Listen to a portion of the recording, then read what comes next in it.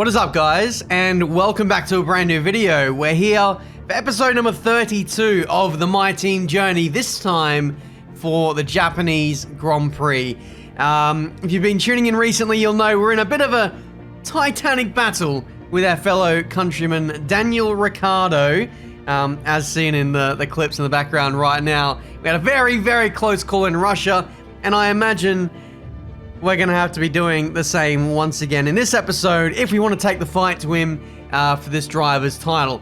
But since the last episode, Lewis Hamilton has now got in the mix. He now leads the Drivers' Championship by 4 points over us. However, Mercedes doesn't exactly have the best car at the moment, so the championship is very open. It's very tit for tat. There's about 5 or 6 drivers who I think at this stage can still win the title, realistically. So yeah, you can't really discount anyone, and we've got to keep upgrading. However, we're running out of upgrades, and we don't have enough money to upgrade the facilities to expand the upgrade path. So it's a very tricky one, and we're getting towards the end of the season. Even if I wanted to upgrade the car, it's going to take us weeks to be able to buy the facilities to then pile on upgrades. So I think from a business standpoint, it just makes sense to save our money and get a really good teammate for next season, because I think with the current budget, there's nothing we can do to better this car in time to really mount a challenge for the title. With that said, we're still going to upgrade the things that we can upgrade. One of them being, I think, fuel efficiency there, or ERS. I think it was ERS upgrade we're doing. And one other thing we can also do is a DRS upgrade, which will help us actually quite a lot in qualifying. So that's something I'm looking forward to, and will kick in for the US Grand Prix. So that's where things stand. We have nearly 5 mil, but just to portray how far away we are from actually bettering the car, any Spec 3 upgrade that we want to get, this one for Aero, costs 12 million. We're not even halfway there yet. So we'd have to save up a lot of money to get to the point where we can afford a Spec 3 upgrade. Still, chassis, that as well is 12 million. Personnel, 10 mil. That's not really going to help the car. Powertrain, again, it's in the stupid amount of money that we don't currently have. So yeah, even if I wanted to get Spec 3 to upgrade the car further than what we already can, we can't, because we're going to run out of time in the season to actually do that in time.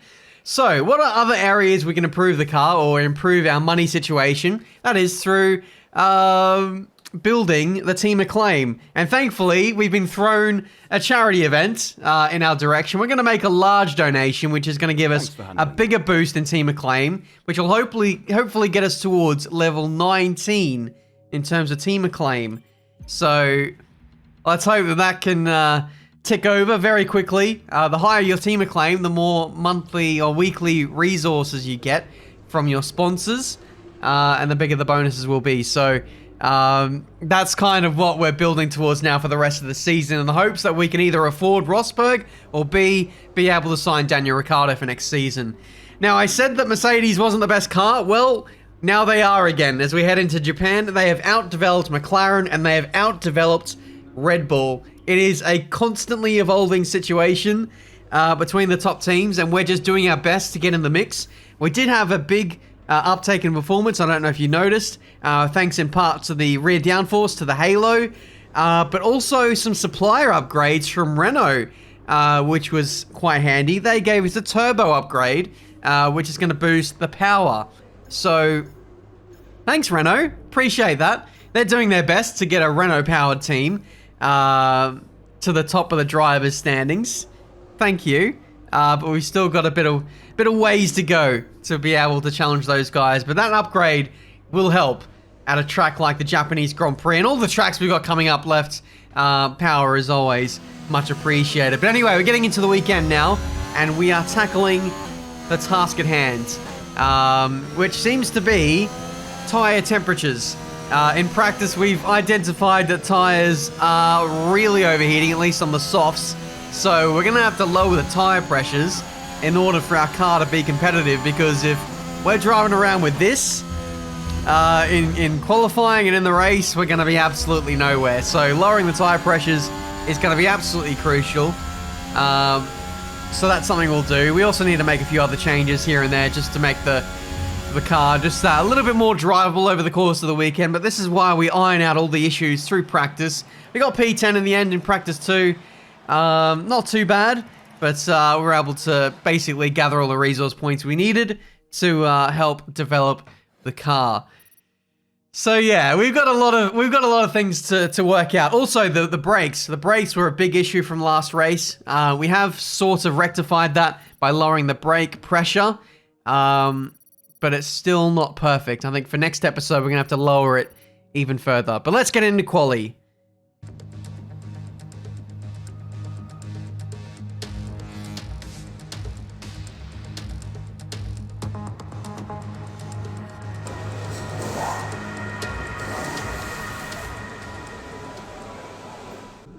Okay, so here we are for the Japanese Grand Prix, ready for qualifying.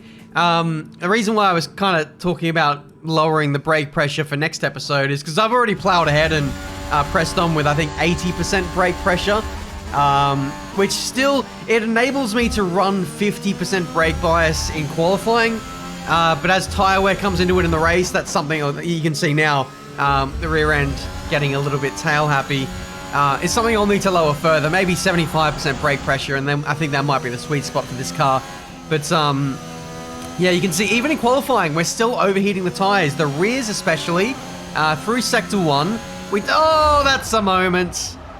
Just pushing too much on the tires. That was our second lap on those softs, and yeah, the tires, in terms of temperature, they just weren't recovering. So for the incoming set, we're going to lower the tire pressures even further. We already are running quite low tire pressures. You'll see in a moment. But yeah, 52% brake bias, I think, is the way to go. We're going to lower the fronts by 1, and then we're going to lower the rear pressures by 2 bars, or 2 clicks. And then hopefully that'll make us a little bit more drivable to get around the circuit. I am running a slightly different setup as well this weekend. I can't remember who I got it off. It might have been... No, it wasn't Marcel Kiefer. It was OMG, it's Joe, who was running 6'11" in terms of ride height. Now, normally you want to run really low ride height, but I saw it was interesting. Hopefully I've not made a clown of myself and loaded a crap setup, but I'm running 6'11" ride height. Hopefully that's going to help us in the high speed stuff. But yeah, regardless, this is the setup that we're rolling with anyway. 3/10 up as we round the middle sector.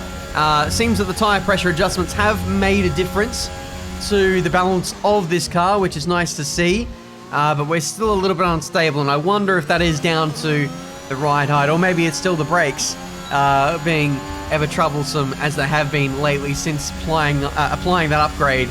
But anyway, we're going to press on for another lap. We're P12 at the moment. We did see some improvements on the new tire with the car setup changes, but there's still more time to find. If I find just a little bit more time in this first sector, no, we've lost the back end, and we're out of the Grand Prix. We're out of qualifying for this Japanese Grand Prix. Regardless of if we make it into Q2 or not on the time that we've set, we've binned the car, and there's going to be no time to prepare it for Q2, even if we do make it through. But here's the replay.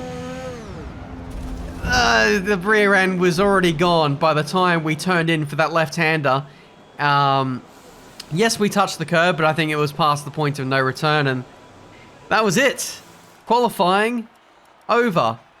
And it's not the first time that I've been the car there in recent years in career mode.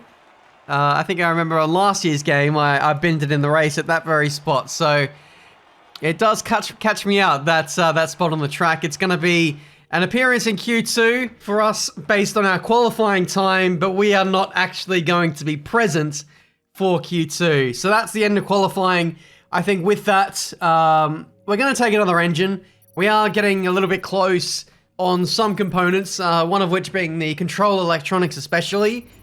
We only have one good set of control electronics left. So at some point I think we would have needed to take a grip penalty. So we may as well take it now while we're at the back. And yeah, there we go. That is hopefully going to be the last penalty of sorts that we're going to take this season, and we can go full steam ahead for the rest of the season and really put some pressure on the top guys. Also, we're getting a fresh engine, which might help boost the pace, which I feel like might be lacking this weekend. So we're starting at the back. If we can get through, we should be able to put some pressure on the front runners. Wish me luck. Welcome along then to the magnificent Suzuka International Circuit, a stone's throw away from Issa Bay in the beautiful Japanese countryside. What surprises lie in wait for us today in the Japanese Grand Prix? Alongside me once again for coverage of today's race, it's none other than the great Anthony Davidson. Let's talk about Benjamin. There's a new gearbox in the back of that car, which means a grid penalty, and hopefully some excitement as they make their way through the field. Well, at the end of the day, it's always better to take some pain now than parking it up halfway through the Grand Prix. Let's just hope they can put that new gearbox to good use and get the results they're looking for. Off the back of a fantastic qualifying session, it's time to see how our starting grid looks for today's race. Good job yesterday from Valtteri Bottas. The Finn starts from pole position, with Daniel Ricciardo slotting in alongside. Considering the rest of the grid, we have Norris, Hamilton, Max Verstappen and Perez, Ocon, Latifi, Giovinazzi and Charles Leclerc, Russell, Sainz, Lance Stroll and Gasly. They've taken a grid penalty. Armstrong, Mick Schumacher, Nikita Mazepin and Sebastian Vettel. Tsunoda, they'll be starting further back after an earlier grid penalty. Tigtum, Rosberg and Benjamin. And with preparations almost complete, let's head down to the track. After the points finish last race, let's aim to keep the momentum going. Oh my goodness. It is back row of the grid for Marduk Motorsport in its entirety. I don't know if you saw in the cutscenes, but Nico's car was inside my car on the grid, and I thought we were going to start the race and we were both going to explode, and that was going to be the Grand Prix. But thankfully, logic has prevailed, and Nico is starting in P21. So yeah, back row of the grid for both of us. It's going to be maximum attack for me. I'm going to start on the mediums. I'm going to do something different to the rest of the field. We may as well when we're starting this far back. If we can pick up a few positions on the slower tyre and then just overcut some people inside the top 10, then I think that'd be a great way to go. And then, you know, in the final few laps, when we're on the better tyre, we can absolutely charge towards the front runners if we've had a good run. But that is highly subjective. Lots of things still yet to play out as we get this Grand Prix underway here in Japan. Only 5 races left to go in this season, and we need to deliver right now. As we can see, heading into turn 1, nearly collided with our teammate. Turn 2, we are going to collide with our teammate. Nico giving us absolutely no space there. Thankfully, no front wing damage there, but we've lost a lot of time and a position thanks to that. So, Nico, we're meant to be working together here on this opening lap, at the opening stage of the Grand Prix. We've got a very, very fast car. We don't need to be tripping over each other in the opening stages. But that's what's happening. Nico not putting forward a good case for his prospects in Season 3. Maybe he's been watching the videos and he already knows. Dive bomb into the hairpin. We get 3 cars there. Make that P19. We got past Sebastian Vettel as well, which is a pretty good scalp in the Aston Martin. And now we can focus solely on the 2 Haas cars, Mazepin and Schumacher, the former of which is on the medium compound tyre as Sebastian Vettel has a run on us around the outside at Spoon Curve, and somehow he just came out of nowhere and made contact with us there. So not the first time this lap that we've made contact with another car. This one, yeah, I mean, both you can argue that they're both not my fault, but I did give Vettel a little bit of a squeeze there. Vettel going really deep into the corner, late under brakes. Perhaps he's got more brake upgrades than what we do, but that is a scary coming together nonetheless. Schumacher going defensive into the Casio triangle, and he clips his teammate, Mazepin, in the medium. So he actually gets the job done out of all that, and Mazepin backs out of it. He doesn't want any further part in this. Schumacher is out of ERS, and as such has a terrible build up of momentum on the straight, and as such we get him down into turn 1. Can we now breathe a sigh of relief, please? Because This is a bit ridiculous. This first lap was just a little bit too touch and go for someone who's involved in a championship fight. I am only a handful of points away from leading this championship, and yet I'm nearly coming unstuck against Haas cars and Sebastian Vettel and my teammate down in 21st place. Can we just calm down a little bit now, please? No? Okay, let's go for a send on Tsunoda into the Casio Triangle. Thank you very much. Another position for the taking. We are literally putting our season on the line with every single overtake that we make, or every single battle we engage ourselves in.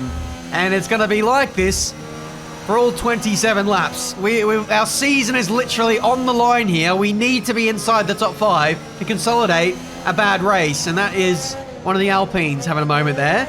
It is Esteban Ocon losing traction and losing the rear end at a very odd part of the circuit. I think he just mashed on full throttle and maybe a bit of overtake as well. That was very strange. Anyway, cutting back to the front, we can see it's Daniel Ricciardo leading the way from Lando Norris. So McLaren are in control at this stage, even though Mercedes have the best car on paper. They have no answer to the McLarens at this early stage of the Grand Prix. Now let's see what their response is. But currently it's looking pretty good for McLaren. And as such, we need to really get a move on here. I haven't made as much progress as what I would have liked. But we're going to quickly change that as we get up the inside of Marcus Armstrong, our former teammate. That's now P14 for us. But we've got to keep going. I need to be in the top 5. Ideally on the podium and taking some points off of Lewis Hamilton or Daniel Ricciardo. But, you know, we've got to get back to real life. We can't keep living in fantasy land where we're going to expect miracles. Anyway, Rosberg unable to get past one of the Haases there, which is unfortunate for his progress in this race.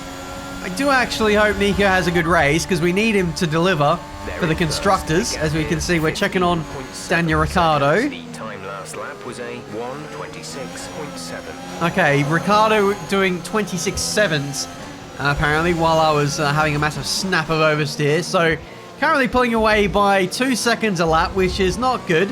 However, things are going to be well poised for us at the end of the Grand Prix when we're going to be on the soft, and I'm guessing maybe some of those front runners are going to be on hard compound tyres just to get themselves to the end of the race on a one-stop as we go round the outside of Gasly, thankfully using the slipstream of Lance Stroll to make that move done that little bit easier. We're now on the fringes or the edges of the top 10. As you can see, a massive moment for us there, touching the curb. That's not what you want to do, and that is only going to help, hurt the tire temperature, which is quite delicate with the setup of this car. As we're hearing some issues with Giovinazzi. Jeff is telling me a bit of contact with Stroll there at the Casio Triangle, checking for damage, and I think we're okay. Stroll pulls into the pit lane. Not sure if that's an early stop or whether this is actually for front wing damage. The replay will confirm that's actually quite heavy contact. But there's no damage on Stroll's car. That is a scheduled pit stop. So there we go. Giovinazzi, he's the slow one. He's the one who's having an issue. We're going to try and go round the outside of him. Not sure what the issue is, but it's really slowing him down in the corners. And we get the job done now into P11. One more being George Russell. And we have a point against our name in this Japanese Grand Prix. Look at the progress that the leaders have made. They are way up the road. And speaking of way up the road, George Russell is not. We get up the inside into turn 1. That was a late move. I wouldn't have wanted to leave it any later than that because I was stressing about whether I would have got that move done. And we did just about, all the while pulling it up and not making contact in the process. That was a scary one. That was a very scary one. Anyway, let's compose ourselves.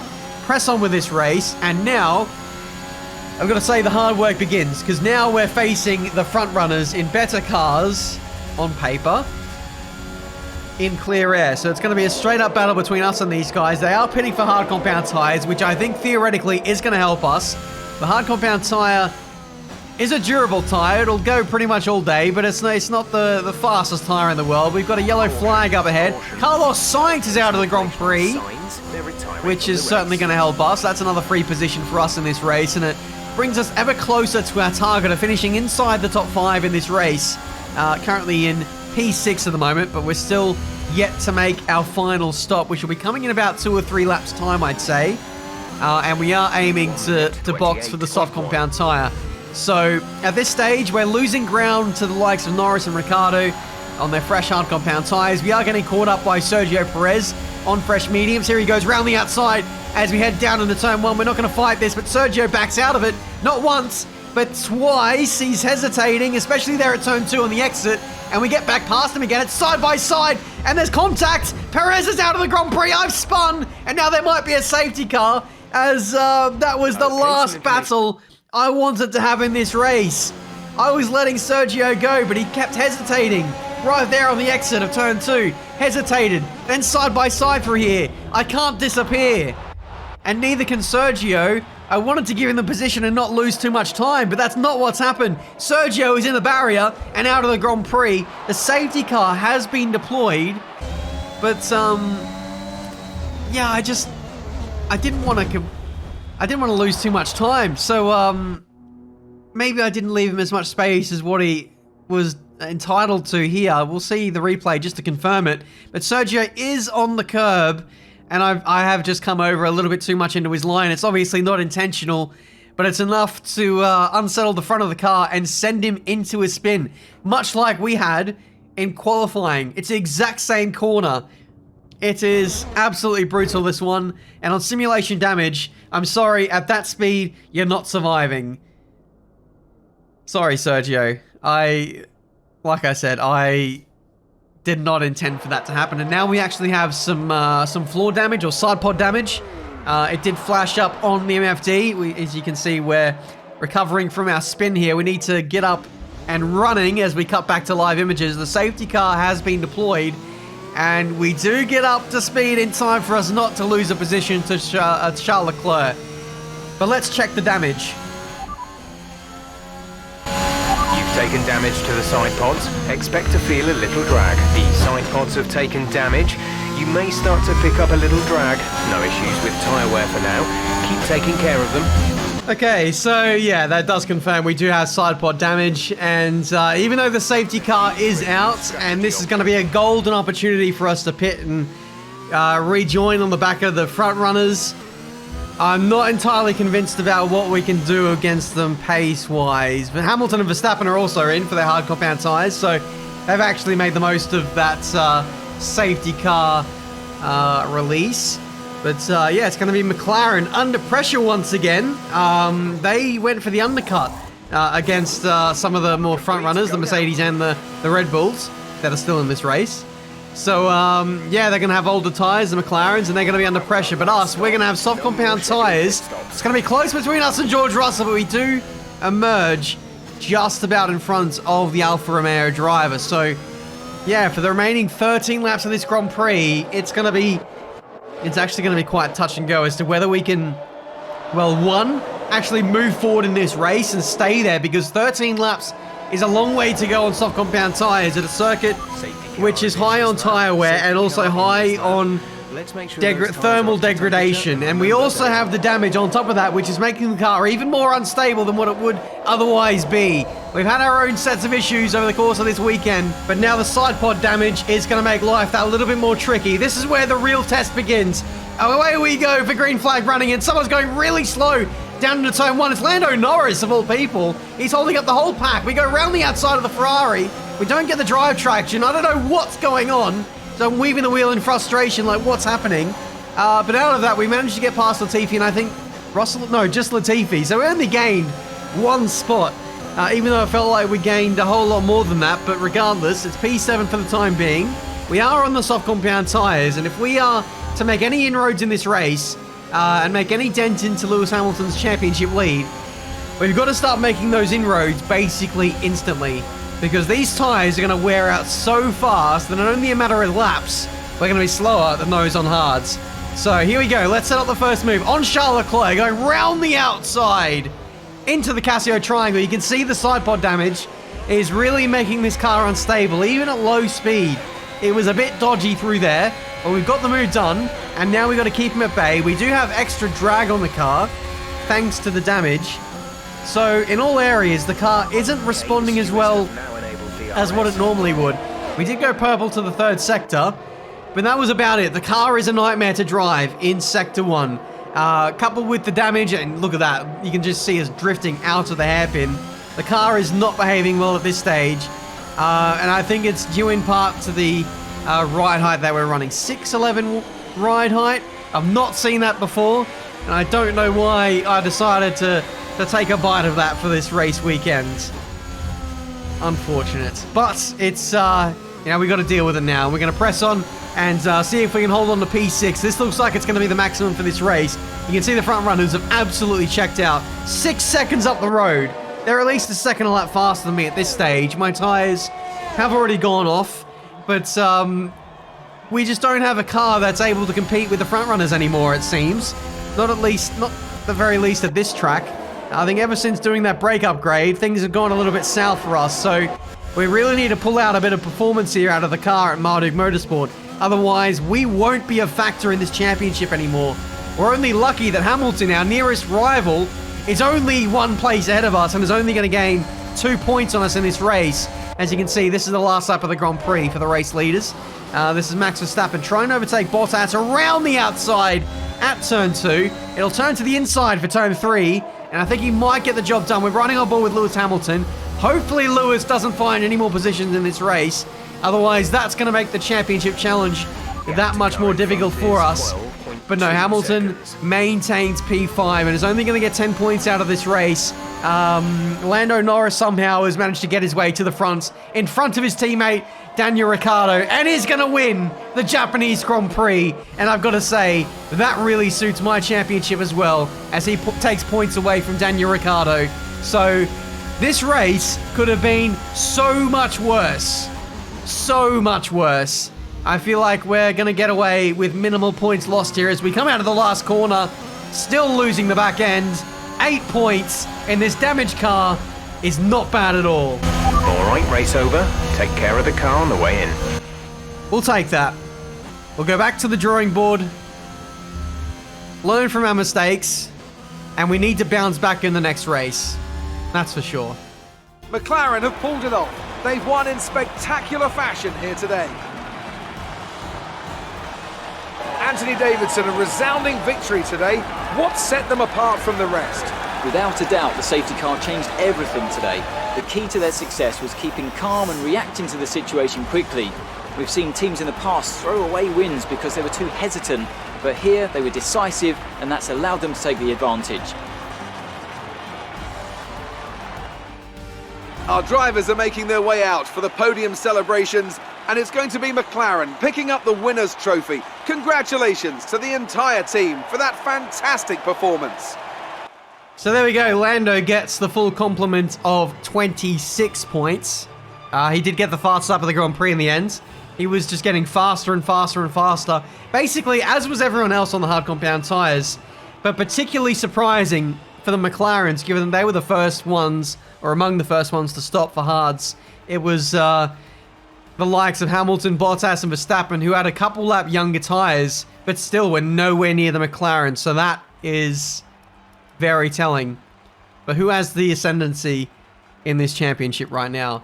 P6 for us, and only 8 points. Rosberg, unable to improve from P13. He did get a lot of positions early on. But I guess after the safety car, I wasn't able to move any further forward, which is a shame. Because this car is better than what he's showcasing. It's better than what I'm showcasing. We just need to get the car set up in the right window, which I'll work doubly hard on in the next episode to make sure that we're there and at least competitive. Because in today's Grand Prix, but even after last race as well, we weren't quite there pace-wise with our competitors. And that needs to change. Otherwise, we're going to swiftly drop off the face of this championship fight. 6 points is the difference. Ricciardo very, very close. Hamilton just about holding onto his lead. Lando vying his way back into the championship fight. I think with that, Sergio Perez, his DNF today will probably mean he's not going to win the championship or is not really in the running anymore. But his teammate Max Verstappen might still just about be there. Good performance from him to beat both the Mercedes today. But car development and a bit of luck and reliability is what's going to make up the difference for the remaining 4 or 5 races, whatever's left in this Season 2 of Career Mode. I tell you what, I've had some close fights in many career modes over the years, but I think this one, if we can somehow bring this back and win it, I know we're only 6 points away, but it's the car deficit that's the biggest obstacle to our championship yet. If we can somehow win this, this might be the greatest championship or greatest turnaround ever. But we're running out of upgrades, we're running out of time, we're running out of races and opportunities. So join me as we head into the closing stages of this Season 2 of Career Mode. Let me know what you thought of it. Leave a like if you enjoyed. Subscribe to the channel if you're new to see plenty more racing game content. And let me know what we should do upgrade-wise. Obviously, I'm going to go for as much as I can performance-wise. But there are some things that maybe we should just focus our attention to if we've got nothing else to spend it on, like the brakes. Tom97 slid in the DMs recently. He said I can continue to do upgrades too on the brakes, but if I do upgrades 3 and 4, then it's no hope. So I might do one more brake upgrade. Hopefully it fixes it. But in terms of other upgrades, we might have to start dipping into reliability and thinking about Season 3, if nothing else that we can do. But anyway, thank you guys so much for watching. Until the next one, I'll see you next time.